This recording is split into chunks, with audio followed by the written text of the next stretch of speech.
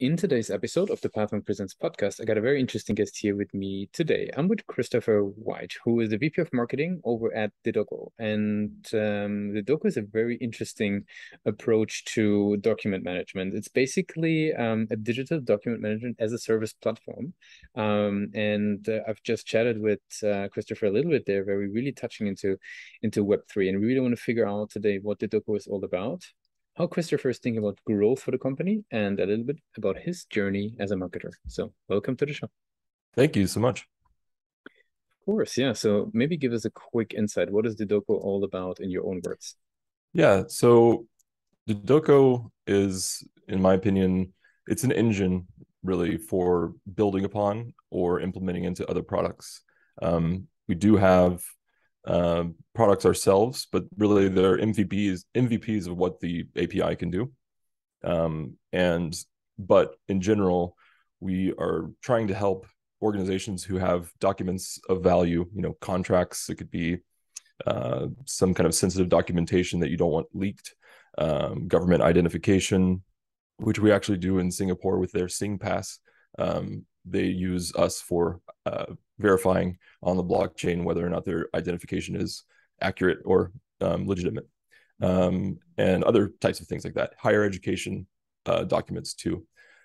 So we want to make sure that there's a true legitimate way to prove a document is a document and who has interacted with it, and have an immutable ledger of those interactions.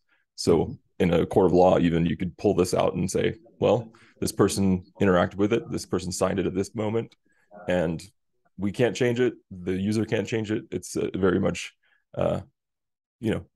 decentralized, which really doesn't exist anywhere. Very interesting to see that application for document management. Like, where do you see sort of the initial use cases? You alluded to a couple of them. What types of organizations are getting on board?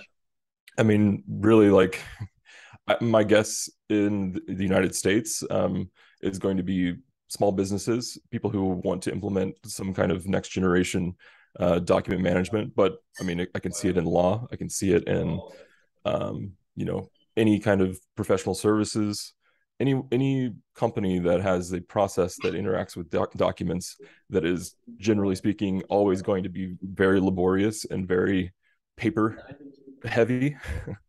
We're really trying to make that as simple as possible. Break down the need for, hey, I need to go walk in somewhere, get something stamped to be proven that it's real, go back, mail it off, get a certified letter, all that stuff that we still do. We're trying to really stop that process and create something that is trustless, and everyone who is interacting with it understand exactly what is happening with the document. So, I mean, it's a hard answer. That's actually a great question, in that we're going to be exploring that. My guess is it's going to be in that like financial institution area. I'd love to be in government, but I think that will take years, of course. And then higher education, we have a product called vCerts. I think that higher education will be a very interested party. Already having conversations with people who are like, yeah, I want an employer to be able to verify my documents that I am a graduate of this school and my grades were this, like anything that would make that an easier process. So sky's the limit, but also we'll start small. My approach is always small to large, and I try not to be Don Draper in any decision making I make. I don't want to come in with like, this is how it's going to work. I love testing and learning. Digital marketing gives us that, right? Christopher, I really appreciate that. So maybe give us a quick insight, like what would be sort of the path that people learning about Dedoco these days? I mean, is there typical journey, client acquisition channels that you guys are leveraging? Yeah, so right now our position in APAC has been mostly outbound. So a lot of our leads have come through sales channels or traditional sales relationships that have been developed, and handshakes and introductions, right? And so our US approach is definitely going to be a little different. That will definitely be a part of it, but I think that our inbound strategy is going to be way more focused on how do we get to an efficient path of acquisition, and Mm. how do we reduce that CAC as fast as we can, so that we can scale appropriately. So yeah, that's going to be the approach that I'm taking for sure. That makes sense. And what role do you think the website plays there? How do you think about the website in that journey that people are going through? Yeah, so our website is actually going to be updated pretty soon. Before the end of the year, we'll see an update there, which will have a much better story to tell, and a much more concise sales process, right? The last thing we want is for that to be a very sticky process that doesn't just help people slide right through.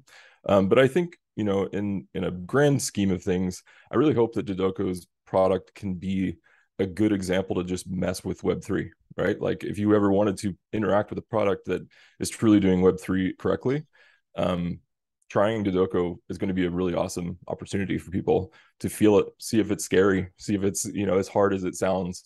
And then in the end, I think they will really understand, one, how Web3 works, what's the benefit of Web3, and two, that we truly are flipping the stage now in Web3 where the user is getting the control, right? And the product owner is obsessed with the user because we want to retain that user.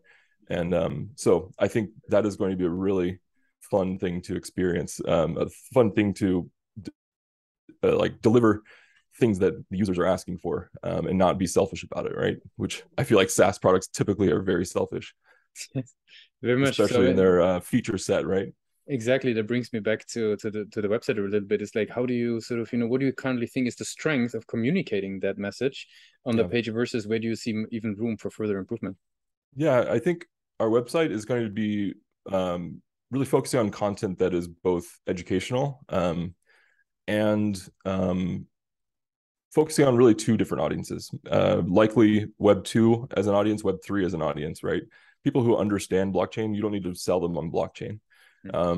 They understand it, and they just don't know about you. They haven't found you yet. But as soon as you find that person, they just want to know, okay, what protocol are you using? How does it work? How do I implement it into my business as easy as possible? What's the cost, right? So really focusing on that, the business problems that they have. In Web2, you just have to educate. Just really simple education, partnerships with educators, or creating our own education. And also having a feedback of like, what kind of products are you looking for? We have some products, but if you're a Web2 product, you want to implement a document, on the blockchain kind of management system. What are you looking for? Being way more scrappy about it, right? I think that's an exciting moment there. But scrappy, yet we can work with governments. So yeah, it's an interesting combination of kind of blue collar, white collar business, right? I can tell. No, very cool. I mean, for you personally, I mean, when you joined, before you joined Dedoco, you were in interesting marketing roles as well. What have you found to be, because we were talking about the messaging, they're combining the different, in a way, personas even. What have you learned over the years when it comes to driving conversions, right? On people actually getting in contact to, drive customer acquisition costs down, as you were describing it at the very beginning. What have you learned? Is there any approaches, methods, tools that you've picked up Yeah. over the years that are important for getting Yeah, that sure. results? Of course, everyone became very obsessed with data.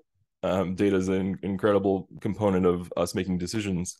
But in the end, that data is really just informing us how to communicate to someone appropriately. And so over the years, I've actually been on the agency side of things, and I typically am helping products identify the language at which the user is going to respond best. You talk to anybody who's in Web3, and if you say something wrong, they will know you're a fraud.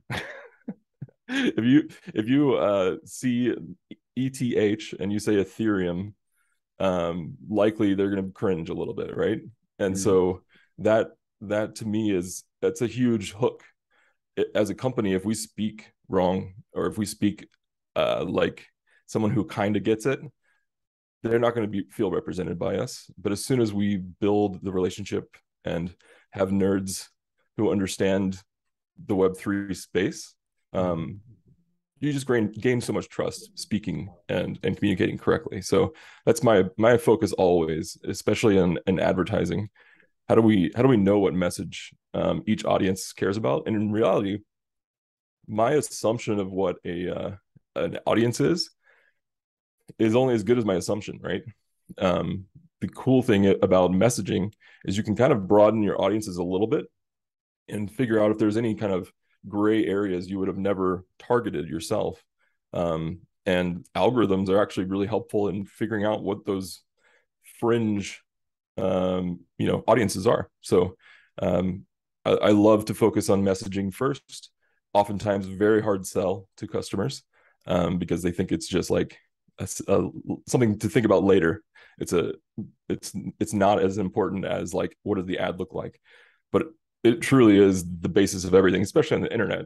SEO, if you're not starting with SEO, you're doing it wrong, right? So language and communication is key to my approach. Very cool.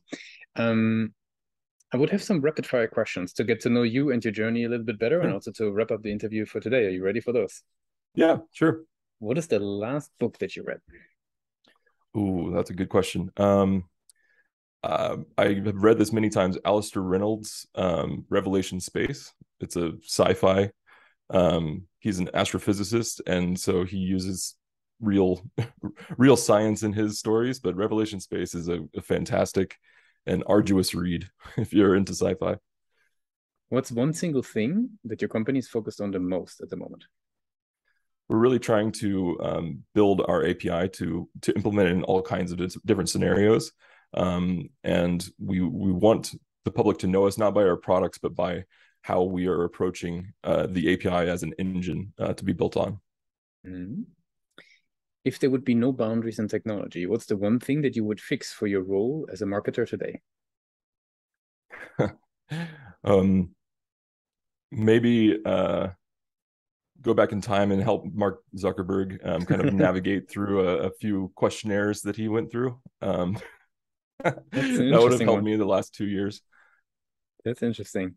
What's the last thing that kept you awake at night about the company?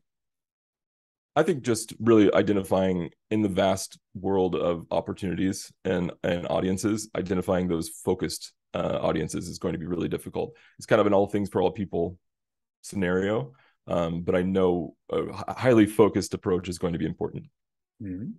And for the very last question, I'd like to do a little bit of time travel, if you allow. Let's go back to the days of the art institutes. So you're heading out of education into the world of, into the world of business, for that matter, marketing, growth, design. What's the one advice you would give yourself for your journey? Yeah, try everything, even more than I did. Right. I thought I knew what I wanted to be, and graphic design was incredible. It was so much fun, but also I knew that my analytical thinking was not being served as much in graphic design. Mm-hmm. And so I just needed to try a ton of things, and it took me a long time to really figure out what it is I do. I don't even VP of marketing is a hard definition of what do we do. A little bit of everything, right? So yeah, just try everything and don't feel like you have to do it right the first time. Fail as fast as you can. Very good, Chris. I really appreciate you joining us for the call today. I want to give you the very last word. If somebody would be forgetting all that we discussed about Dedoco, what's the one thing people should remember?